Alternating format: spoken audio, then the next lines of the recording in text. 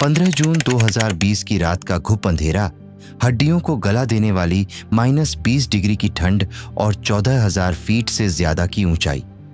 हिमालय की यह जगह जहां सांस लेना भी एक भयानक जंग से कम नहीं है, वहां एक ऐसी खौफनाक जंग लड़ी गई जिसने पूरी दुनिया की भू राजनीति को हिलाकर रख दिया। लेकिन इन शांत बर्फीले पहाड़ों में सिर्फ दुश्मन देशों की सेनाएं ही नहीं टकराती। क्या आप जानते हैं कि हिमालय की इन्हीं गहराइयों में एक ऐसा भी राज दफन है जिसे भारत सरकार और सेना ने दशकों तक दुनिया से छिपाए रखा? एक ऐसी जगह जिसे शून्य द्वार कहा जाता है। आज के इस 12 मिनट के खास एपिसोड में हम गलवान घाटी की उस खूनी रात का असली सच जानेंगे जो चीन आज भी दुनिया से छिपा रहा है। भारतीय सेना के नए और खतरनाक आधुनिक हथियारों की बात करेंगे और पर्दा उठाएंगे 1962 से जुड़े उस खौफनाक सीक्रेट बंकर के रहस्य से जिसका दरवाजा खोलने की मनाही है। कहानी को जड़ से समझने के लिए हमें थोड़ा पीछे जाना होगा। भारत और चीन के बीच 3,500 किलोमीटर से ज्यादा लंबा इंटरनेशनल बॉर्डर है, जिसे हम लाइन ऑफ एक्चुअल कंट्रोल कहते हैं। 1993 से लेकर 2005 तक हुए कई समझौतों के कारण इस बॉर्डर पर 45 सालों तक एक भी गोली नहीं चली थी, क्योंकि नियमों के अनुसार बॉर्डर के 2 किलोमीटर के दायरे में किसी भी तरह के विस्फोटकों और बंदूकों का इस्तेमाल मना था। भारत ने गलवान नदी के पास 255 किलोमीटर लंबी DSDBO सड़क का निर्माण किया, जो हमारी सेना के लिए एक बहुत बड़ा गेम चेंजर था। ये बात चीन की आंखों में खटकने लगी, क्योंकि चीन हमेशा से सलामी स्लाइसिंग की नीति में विश्वास रखता है। मई 2020 तक पैंगोंग झील और गलवान घाटी में दोनों सेनाएं आमने सामने आ गईं। 6 जून 2020 को कमांडरों की मीटिंग में यह तय हुआ कि चीनी सेना PP-14 से अपने तंबू हटा लेगी। लेकिन 15 जून की शाम जब 16 बिहार रेजिमेंट के कमांडिंग ऑफिसर कर्नल B संतोष बाबू निहत्थे जवानों के साथ ये चेक करने गए, तो वहां का नजारा खून खौला देने वाला था।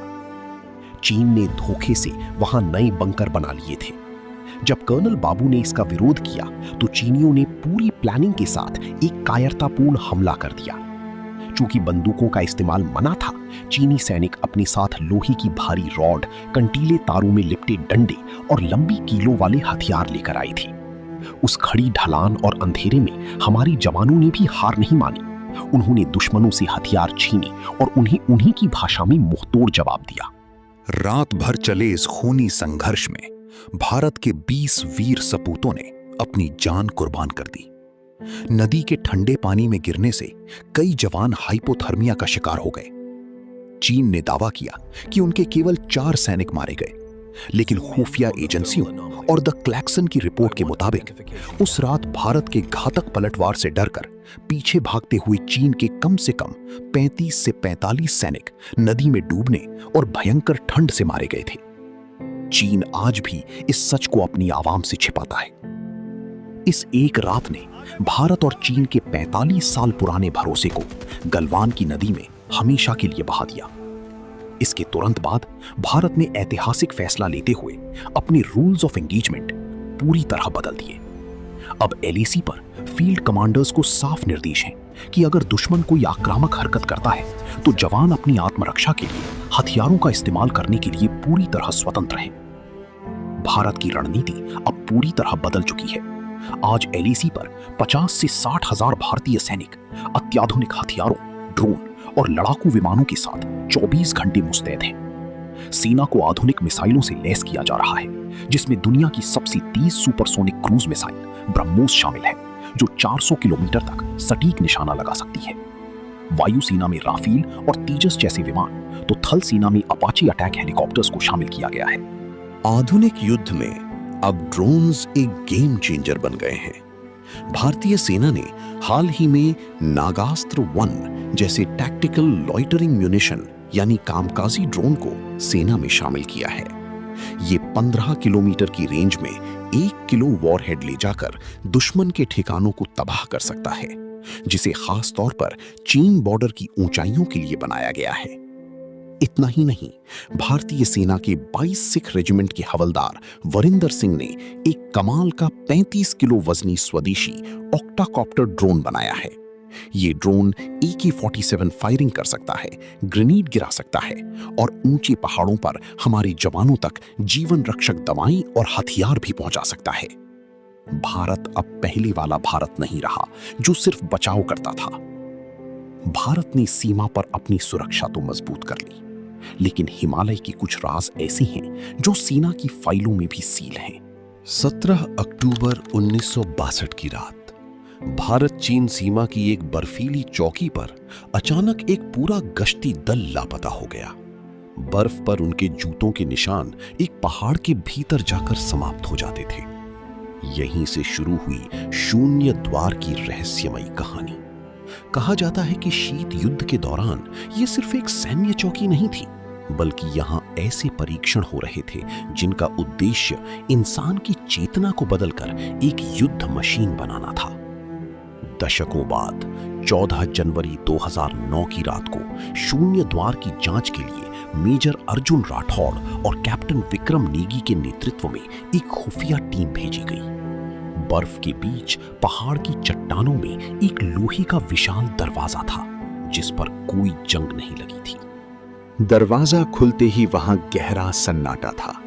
दीवारों पर रूसी और चीनी प्रतीक बने थे और फाइलों में मानव चेतना के प्रयोगों का जिक्र था।